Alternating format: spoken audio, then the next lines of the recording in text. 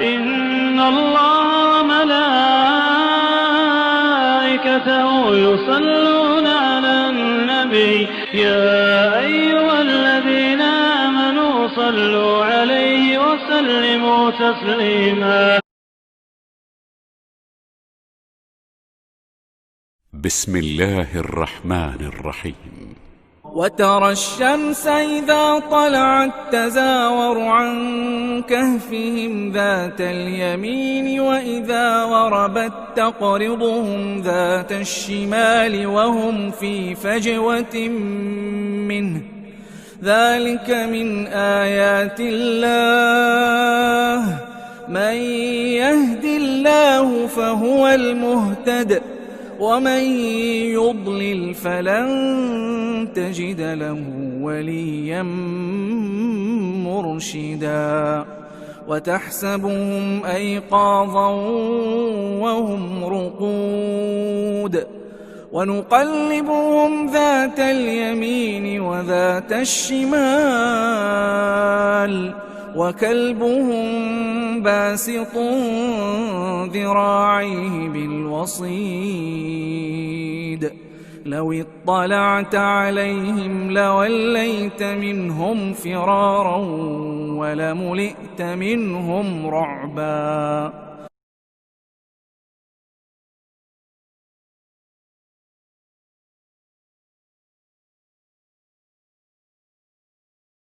رب اشرح لي صدري ويسر لي أمري واحلل عقدة من لساني يفقهوا قولي.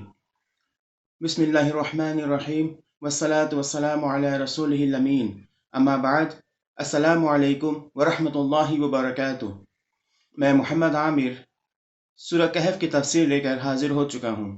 آج انشاءاللہ تعالی آیت نمبر 17 اور 18 کی تفسیر ہم لوگ پڑھیں گے۔ ہم لوگ اس سورہ میں اصحاب الکہف کے بارے میں پڑھ رہے ہیں، یعنی کہ وہ چند نوجوان جنہوں نے کہف کے اندر، گوفا کے اندر شرن لیا تھا۔ ان کے بارے میں آیت نمبر 16 میں اللہ نے ذکر کیا کہ انہوں نے گوفا کے اندر شرن لینے کا فیصلہ کیا، اور فیصلہ لینے کے بعد یہ بات نہیں بتائی گئی ہے کہ وہ لوگ کس طریقے سے گوفا پہنچے اور وہاں پہنچ کر کے کیسے وہ لوگ وہاں رہے اور وہ گوفا کہاں ہے۔ یہ تمام ڈیٹیلز، یہ تمام باتیں اللہ تعالیٰ نے قرآن کے اندر نہیں بتایا ہے۔ اب آیت نمبر 17 میں اللہ تعالیٰ نے ان کی حالت کے بارے میں بتایا کہ وہ گوفا کے اندر جب شرن لے رہے تھے تو کس حالت میں تھے۔ یہ ہم جانتے ہیں کہ وہ گوفا میں جب تھے تو وہ گوفا میں سوئے رہے تھے۔ ان کو اللہ تعالیٰ نے گوفا کے اندر سلا دیا تھا، جو پچھلی آیتوں میں یہ بات گزر چکی ہے۔ اب یہ بات بتائی جا رہی ہے کہ جو چند سال وہ وہاں سوئے رہے، کتنے سال وہ بھی نہیں بتایا گیا ہے۔ جو چند سال وہ وہاں سوئے رہے وہ کیسی رہی اور کس طریقے سے وہ لوگ وہاں سوئے رہے اور کیسے اللہ تعالیٰ نے ان کے جسموں کی حفاظت فرمائی۔ یہ سوچنے کی بات ہے۔ اگر ہم زیادہ وقت تک سوئے رہتے ہیں تو ہمارے جسموں میں درد ہونے لگتا ہے، تو یہ غور کرنے کی بات ہے کہ اگر وہ سوئے رہے تھے تو اللہ تعالیٰ نے ان کو کیسے سلایا تھا اور کس انداز میں سلایا تھا۔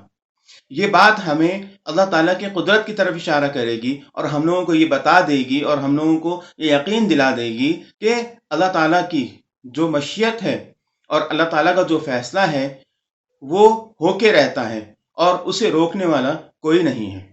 آئیے دیکھتے ہیں آیت نمبر 17 میں اللہ تعالیٰ کیا فرما رہا ہے۔ وَتَرَى الشَّمْسَ إِذَا طَلَعَتْ تَزَاوَرُ عَنْ كَهْفِهِمْ ذَاتَ الْيَمِينِ وَإِذَا غَرَبَتْ تَقْرِضُهُمْ ذَاتَ الشِّمَالِ وَهُمْ فِي فَجْوَةٍ مِّنْهُ۔ یہاں جو باتیں بتائی گئی ہیں ان باتوں میں سے سب سے پہلی بات یہ ہے کہ ان کو اللہ تعالیٰ نے ایسے گوفا کی طرف رہنمائی کی اور ایسے گوفا کے اندر سونے کی توفیق عطا فرمایا جو کہ اتر کی طرف مڑا ہوا تھا، جس کا منہ اتر کی طرف تھا، جہاں سیدھا دھوپ نہیں پڑتی تھی اور ان کے جسموں کو دھوپ نہیں جلا پاتی تھی، اور اسی طریقے سے وہاں اندھیرا ہونے کی وجہ سے باہر سے اچھی طرح دکھتا بھی نہیں تھا، تاکہ وہ لوگ ہر اعتبار سے محفوظ رہیں۔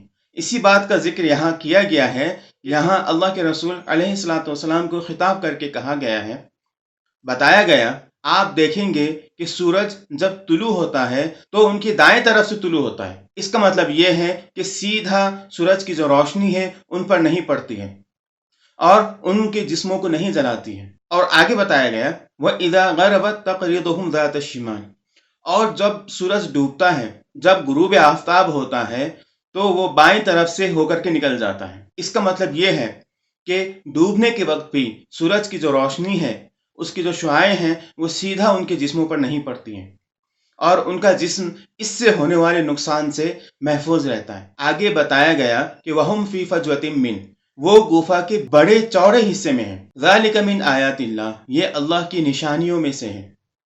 یہ ایک ایسی نشانی ہے جو یاد کرنے والی نشانی ہے کہ کس طریقے سے اللہ تعالیٰ نے کئی سالوں کے لیے ان کو سلائے رکھا اور دشمنوں کی نظر سے ان کو بچائے رکھا، اور موسم کی وجہ سے جو بھی نقصانات ان کے جسم کو ہو سکتے ہیں، ان نقصانات سے بھی اللہ تعالیٰ نے ان کو بچائے رکھا۔ مَن يَهْدِ اللَّهُ فَهُوَ الْمُهْتَدِ، جسے اللہ تعالیٰ ہدایت دیتا ہے وہ ہمیشہ سیدھے راستے پر ہی ہوتا ہے، ان کو کوئی بھی گمراہ نہیں کر سکتا۔ وَمَن يُضْلِلْ فَلَن تَجِدَ لَهُ وَلِيًّا مُرْشِدًا، اور جسے اللہ تعالیٰ گمراہ کر دے تو اس کا مددگار کوئی نہیں ہو سکتا، کوئی بھی اس کی مدد نہیں کر سکتا اور اس کو صحیح راستے پر نہیں لا سکتا۔ یہ آیت نمبر 17 تھی، اور اس آیت میں اللہ تعالیٰ نے اپنی ایک قدرت یہ دکھائی کہ اگر اللہ مدد کرنے پہ آ جائے تو ہر ناممکن کو ممکن بنا دیتا ہے۔ جو انسان سوچ ہی نہ سکتا ہو ایسے کام وہ کر کے دکھا دیتا ہے اور انسانوں کو تعجب میں ڈال دیتا ہے۔ اب اس کے بعد آیت نمبر 18 میں دیکھتے ہیں کہ مزید اللہ تعالیٰ کی کیسی مدد ان کے لیے رہی۔ وَتَحْسَبُهُمْ أَيْقَاظًا وَهُمْ رُقُودٌ، کہا گیا ہے کہ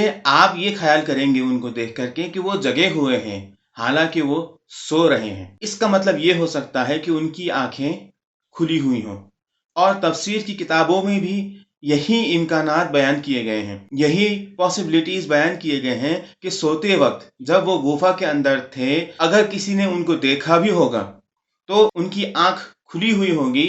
اگر ان کی آنکھ بند ہوتی تو یہ نہیں کہا جاتا آپ سمجھتے ہیں کہ وہ جگے ہوئے ہیں حالانکہ وہ سو رہے ہیں، ایسا نہیں کہا جاتا، جبکہ یہاں یہی بات کہی گئی ہے۔ اس کا مطلب یہ ہے کہ جب ان کو سلایا گیا تو ان کی آنکھیں کھلی ہوئی تھیں اور کھلی آنکھوں میں ان کو سلایا گیا ہے۔ وَنُقَلِّبُهُمْ ذَاتَ الْيَمِينِ وَذَاتَ الشِّمَالِ، اور ہم نے انہیں کبھی دائیں کروٹ اور کبھی بائیں کروٹ کیا۔ اگر ایک ہی کروٹ لوگ زیادہ وقت تک سوئیں تو ان کے جسم کو جو ہے نقصان پہنچتا ہے۔ اگر کسی نے ان کو دیکھا بھی ہوگا تو ان کی اس حالت کو دیکھ کر کے وہ سمجھ گئے ہوں گے کہ یہ جگے ہوئے ہیں اور کچھ وقت کے لیے لیٹے ہوئے ہیں۔ وَقَلْبُهُمْ بَاسِطٌ ذِرَاعَيْهِ بِالْوَصِيدِ، اور ایک اور بات جو اللہ تعالیٰ نے ان کی حفاظت میں اپنائی تھی وہ یہ تھی، ان کا جو غار تھا، ان کا جو گفا تھا، اس گفا کے منہ میں یعنی کہ چوکھٹ پر اللہ نے ایک کتے کو پہرے دار کے روپ میں رکھ دیا تھا۔ وَقَلْبُهُمْ بَاسِطٌ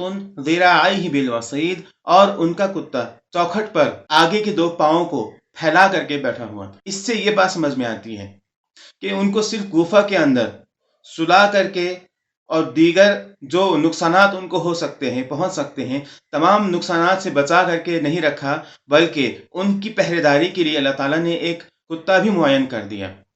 یہ ہمیں ایک یہ پاٹھ سکھاتا ہے کہ ہمیں اپنی تیاری پوری رکھنی چاہیے ہر اعتبار سے۔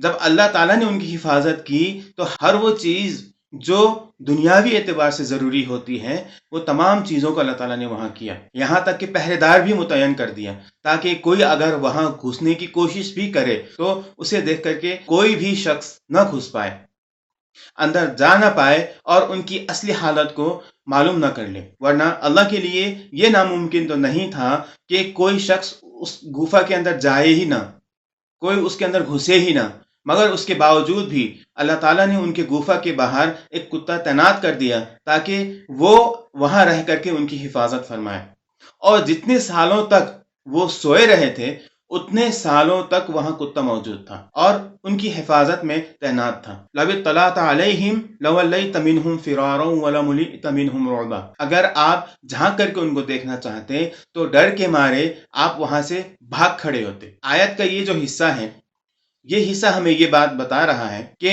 گفا کے اندر سیدھے سادھے لوگ جو شریف لوگ ہوتے ہیں، عام طور پر ایسے لوگ وہاں نہیں رہتے ہیں، وہاں اپنا ٹھکانہ نہیں بناتے ہیں۔ اس قسم کے لوگ وہاں رہتے ہیں جو ڈاکو ہوتے ہیں، چور ہوتے ہیں، اسی طریقے سے جو لٹیرے قسم کے لوگ ہوتے ہیں، ایسے لوگ ہی گفا میں پناہ لیتے ہیں، وہاں رہتے ہیں، وہاں رکتے ہیں اور اپنا سارا انتظام کرتے ہیں۔ تو اللہ تعالیٰ نے ایسا ہی سین وہاں کریٹ کیا تھا، ایسا ہی ماحول بنا دیا تھا کہ ان کے گفا کے اندر اندھیرا تھا اور باہر کتا تعینات تھا، اندر لوگ بیٹھے ہیں، کچھ لوگ ہیں اس کا ثبوت بھی لوگوں کو مل رہا تھا، اسی لیے لوگ اگر چاہتے کہ اندر کون ہے یہ معلوم کریں تو وہ نہیں کر پاتے تھے، کیونکہ سب سے پہلے جو ان کے ذہن میں بات آتی وہ بات یہ ہوتی کہ اندر کچھ لٹیرے ہو سکتے ہیں یا ڈاکو ہو سکتے ہیں یا کچھ قاتل ہو سکتے ہیں جنہوں نے وہاں اندر پناہ لے رکھا ہے، اور باہر ان کا کتا بھی ہے جو تعینات ہے، اگر ہم اندر جانے کی کوشش کریں گے تو ہو سکتا ہے کہ وہ کتا ہم پر